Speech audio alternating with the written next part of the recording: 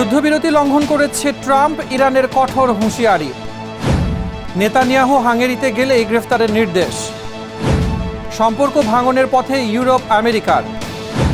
Iran ও যুক্তরাষ্ট্রের দীর্ঘদিনের সংঘাত রূপ নিয়েছে চরম উত্তেজনায়। বর্নিও দ্বীপে আগুনের তাণ্ডব, ৯,০০০ মানুষের হাহাকার।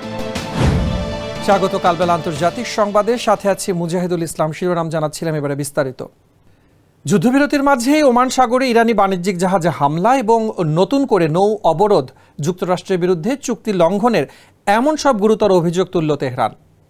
ইরানের পার্লামেন্টের স্পিকার মোহাম্মদ বাঘের গালিবাফ সরাসরি ডোনাল্ড ট্রাম্পকে হুঁশিয়ারি দিয়ে বলেছেন, চাপের মুখে আলোচনাকে আত্মসমর্পণের প্ল্যাটফর্ম বানানোর চেষ্টা সফল হবে না। মঙ্গলবার নিজের এক্স হ্যান্ডেলে দেওয়া এক পোস্টে গালিবাফ দাবি করেন, ট্রাম্প পরিস্থিতি নিয়ে ভুল ধারণার বশবর্তী হয়ে কাজ করছেন। ওয়াশিংটনের এমন বৈরী আচরণের মুখে কোনো আলোচনা গ্রহণযোগ্য নয় বলে সাফ জানিয়ে দিয়েছে ইরান। একই সাথে পরিস্থিতি মোকাবেলায় তেহরান নতুন কোনো তাস বা কৌশল সামনে আনার যে ইঙ্গিত দিয়েছে, তা কি তবে মধ্যপ্রাচ্যে যুদ্ধের নতুন কোনো ফ্রন্ট খুলে দেবে? এই নিয়ে দেখুন বিস্তারিত রিপোর্টে।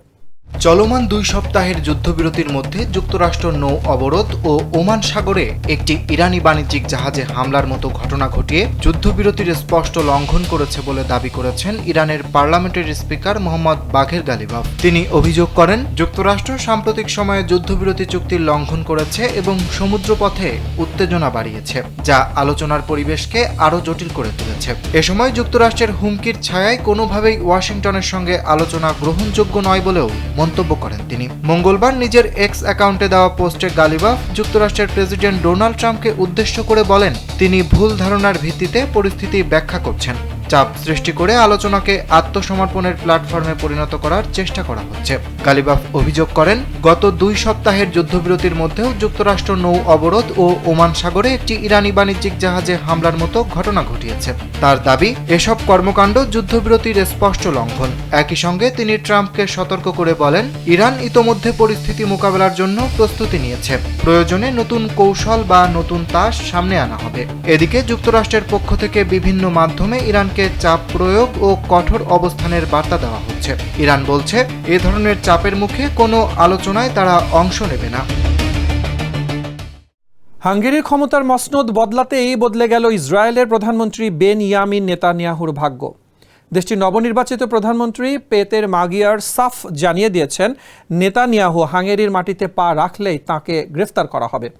আন্তর্জাতিক অপরাধ আদালত বা আইসিসির গ্রেফতারি পরোয়ানা কার্যকরের বিষয়ে কোনো ছাড় দিতে রাজি নন এই নতুন নেতা। পূর্বসূরি ভিক্টর অরবানের নীতি থেকে 180 ডিগ্রি ঘুরে মাগিয়ার স্পষ্ট করেছেন, হাঙ্গেরি এখন আন্তর্জাতিক আইনি কাঠামোকে সম্মান জানাতে বদ্ধপরিকর। গাজায় যুদ্ধাপরাধের অভিযোগে অভিযুক্ত নেতানিয়াহুর জন্য বুদাপেস্ট কি তবে এখন নিষিদ্ধ নগরী? অরবানের দেওয়া সেই সুরক্ষা কবচ ভেঙে দিয়ে মাগিয়ারের এই ঘোষণা বিশ্ব রাজনীতিতে নতুন কি বার্তা দিচ্ছে? এই নিয়ে রিপোর্টে দেখুন বিস্তারিত। ইসরায়েলের প্রধানমন্ত্রী বেনিয়ামিন নেতানিয়াহু হাঙ্গেরিতে প্রবেশ করলে তাকে গ্রেফতার করা হবে বলে হুঁশিয়ারি দিয়েছেন দেশটির নবনির্বাচিত প্রধানমন্ত্রী পেতের মাগিয়ার। তিনি স্পষ্ট করে বলেছেন, আন্তর্জাতিক অপরাধ আদালত আইসিসির গ্রেফতারি পরোয়ানাভুক্ত কেউ হাঙ্গেরির ভূখণ্ডে এলে তাকে আইনের আওতায় আনা হবে, এতে কোনো ছাড় নেই। সোমবার সাংবাদিকদের সঙ্গে আলাপকালে পেতের মাগিয়ার বলেন, হাঙ্গেরি যদি আন্তর্জাতিক অপরাধ আদালতের সদস্য থাকে তাহলে আদালতের সিদ্ধান্ত মানতে দেশটি বাধ্য, আর এই নিয়ম সবার জন্যই প্রযোজ্য। রাষ্ট্রপ্রধানরাও এর বাইরে নন। সাংবাদিকদের এক প্রশ্নে উঠে আসে, এই অবস্থান কি নেতানিয়াহুর সম্ভাব্য আমন্ত্রণের সঙ্গে সাংঘর্ষিক হবে কিনা। জবাবে মাগিয়ার জানান, তিনি দায়িত্ব গ্রহণের পর বহু বিশ্বনেতার সঙ্গে যোগাযোগ করেছেন এবং বিভিন্ন আন্তর্জাতিক অনুষ্ঠানে অংশগ্রহণের জন্য আমন্ত্রণও জানিয়েছেন। একই সঙ্গে তিনি ইঙ্গিত দেন, আগের সরকারের আইসিসি থেকে সরে যাওয়ার সিদ্ধান্ত তিনি বাতিল করবেন এবং আন্তর্জাতিক আইনি কাঠামোর সঙ্গে হাঙ্গেরির সম্পর্ক পুনর্বহাল করতে চান। উল্লেখ্য, 2024 সালের 24শে নভেম্বর গাজায় সংঘাতকালীন যুদ্ধাপরাধের অভিযোগে আইসিসি নেতানিয়াহু এবং তৎকালীন ইসরায়েলি প্রতিরক্ষা মন্ত্রী ইয়োভ গালান্টের বিরুদ্ধে গ্রেফতারি পরোয়ানা জারি করে। তবে বুদাপেস্টের আগের সরকার প্রধান ভিক্টর অরবান নেতানিয়াহুর উপর আইসিসির পরোয়ানা প্রত্যাখ্যান করেছিলেন। হাঙ্গেরিতে নেতানিয়াহুর সফরের সময় তিনি আইসিসি থেকে সরে যাওয়ারও ঘোষণা দিয়েছিলেন। এই প্রেক্ষাপটে পেতের মাগিয়ারের ঘোষণা নতুন করে আন্তর্জাতিক অঙ্গনে আলোচনার জন্ম দিয়েছে। কয়েক দশক ধরে যে অটুট বন্ধুত্ব বিশ্ব রাজনীতির গতিপথ নিয়ন্ত্রণ করত, সেই ইউরোপ আমেরিকা সম্পর্কের দেওয়ালে কি তবে ফাটল ধরতে শুরু করেছে? বর্তমান ভূ রাজনৈতিক প্রেক্ষাপটে ওয়াশিংটনের ওপর থেকেই ইউরোপের দীর্ঘদিনের সে অন্ধ নির্ভরতা এখন এক বড় প্রশ্নের মুখে। বিশেষ করে রাশিয়া ইউক্রেন যুদ্ধ এবং মধ্যপ্রাচ্যের অস্থিরতায় মার্কিন নীতিতে বারবার পরিবর্তন ইউরোপীয় ইউনিয়নের দেশগুলোকে ভাবিয়ে তুলছে। ফ্রান্স ও জার্মানির মতো শক্তিগুলো এখন নিজেদের কৌশলগত স্বায়ত্তশাসন এবং সামরিক শক্তি বাড়ানোর দিকেই বেশি নজর দিচ্ছে। নেটোর ভেতরেও এখন আগের চেয়ে অনেক বেশি উচ্চকিত ভিন্ন সুর। তবে অর্থনৈতিক ও প্রযুক্তিগতভাবে আমেরিকার উপরে নির্ভরশীলতা কি আদৌ কাটাতে পারবে ইউরোপ, নাকি আগামীর বহুমুখী বিশ্ব ব্যবস্থায় বদলাতে শুরু করেছে পুরনো মানচিত্র? এই নিয়ে রিপোর্টে দেখুন বিস্তারিত। কয়েক দশক ধরে ইউরোপ ও আমেরিকার সম্পর্ক ছিল বিশ্ব রাজনীতির মূল ভিত্তি, কিন্তু বর্তমান ভূ রাজনীতিতে সেই অটুট বন্ধনে স্পষ্ট ফাটল দেখা দিচ্ছে। বিশেষ করে রাশিয়া ইউক্রেন যুদ্ধ এবং মধ্যপ্রাচ্যের নতুন নতুন উত্তেজনা এই দুই শক্তির মধ্যে কৌশলগত দূরত্ব অনেক বাড়িয়ে দিয়েছে। ইউরোপীয় ইউনিয়ন এখন আর কেবল ওয়াশিংটনের সিদ্ধান্তের উপর অন্ধভাবে নির্ভর করে থাকতে চাইছে না। ফ্রান্স ও জার্মানির মতো দেশগুলো নিজেদের সামরিক সক্ষমতা ও কৌশলগত স্বায়ত্তশাসন বাড়ানোর উপর এখন সবচেয়ে বেশি জোর দিচ্ছে। ন্যাটোর ভিতরেও অনেক গুরুত্বপূর্ণ সামরিক সিদ্ধান্তে ইউরোপীয় দেশগুলো এখন প্রকাশ্যেই ভিন্ন মত পোষণ করছে। আমেরিকার অভ্যন্তরীণ রাজনৈতিক অস্থিরতা এবং ঘন ঘন নীতি পরিবর্তন ইউরোপের দেশগুলোকে নতুন এক অনিশ্চয়তায় ফেলে দিয়েছে।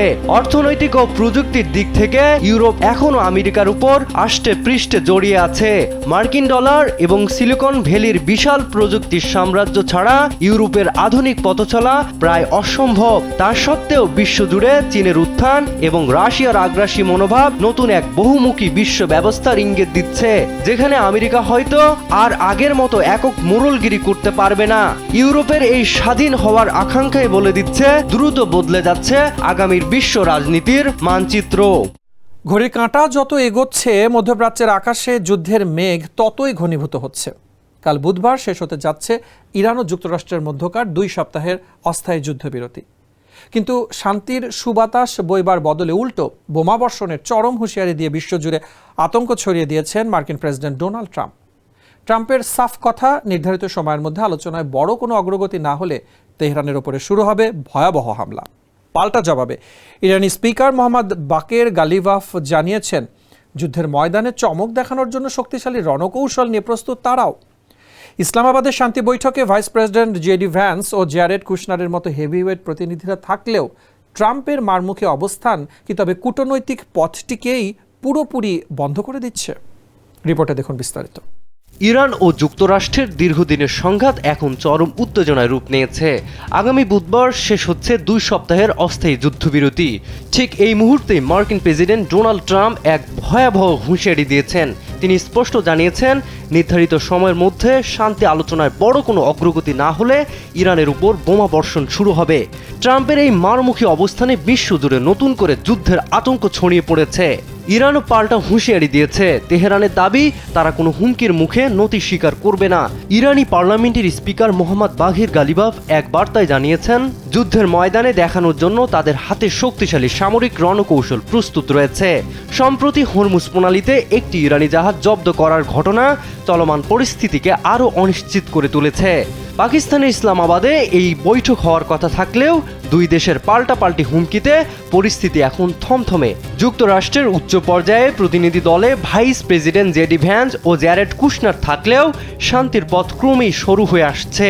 পাকিস্তান মধ্যস্থতার চেষ্টা চালালেও ট্রাম্পের কঠোর নীতি কূটনৈতিক প্রচেষ্টাকে ব্যাহত করছে। আগুনের লেলিহান শিখায় মুহূর্তেই ছাই হয়ে গেল সমুদ্র তীরের একটি জনপদ। মালয়েশিয়ার বর্নিও দ্বীপের সাবাহ রাজ্যে ভয়াবহ অগ্নিকাণ্ডে ভস্মীভূত হয়েছে প্রায় 1000 ঘরবাড়ি। সাগরের ওপর খুঁটি দিয়ে তৈরি কাঠের এসব বাড়িগুলো ঘনবসতিপূর্ণ হওয়ায় আগুন দ্রুত ছড়িয়ে পড়ে এক গ্রাম থেকে অন্য গ্রামে। সাগরে ভাটা থাকায় পানি সংকট এবং যাতায়াতের সরু রাস্তার কারণে আগুন নিয়ন্ত্রণে আনতে হিমশিম খেতে হয় ফায়ার সার্ভিস কর্মীদের। ভয়াবহ এই দুর্যোগে কোনো প্রাণহানি না ঘটলেও এখন খোলা আকাশের নিচে মানবেতর জীবন কাটাচ্ছে 9000-এরও বেশি মানুষ। ক্ষতিগ্রস্তদের পাশে দাঁড়াতে দ্রুত ত্রাণ ও আশ্রয় নির্দেশ দিয়েছেন দেশটির প্রধানমন্ত্রী আনোয়ার ইব্রাহিম। রিপোর্টে দেখুন বিস্তারিত। মালয়েশিয়ার বোর্নিও দ্বীপের সাবাহ রাজ্যের একটি উপকূলীয় গ্রামে এক ভয়াবহ অগ্নিকাণ্ডে প্রায় 1000 ঘরবাড়ি ধ্বংস হয়ে গেছে। সাগরের উপর বিশেষভাবে খুঁটির উপর নির্মিত এসব কাঠের বাড়ি মুহূর্তের মধ্যেই আগুনের লেলিহান শিখায় ভস্মীভূত হয়ে যায়। অত্যন্ত জনাকীর্ণ এলাকা হওয়ায় এবং সরু রাস্তার কারণে ফায়ার সার্ভিসের কর্মীদের সেখানে পৌঁছাতে বেশ বেগ পেতে হয়। বাতাসের তীব্র গতি এবং সাগরে ভাটা থাকার কারণে পানির সংকটে আগুন নেভানো আরও কঠিন হয়ে পড়েছিল। তবে এত বড় দুর্যোগ সত্ত্বেও এখন পর্যন্ত কোনো প্রাণহানির খবর পাওয়া যায়নি।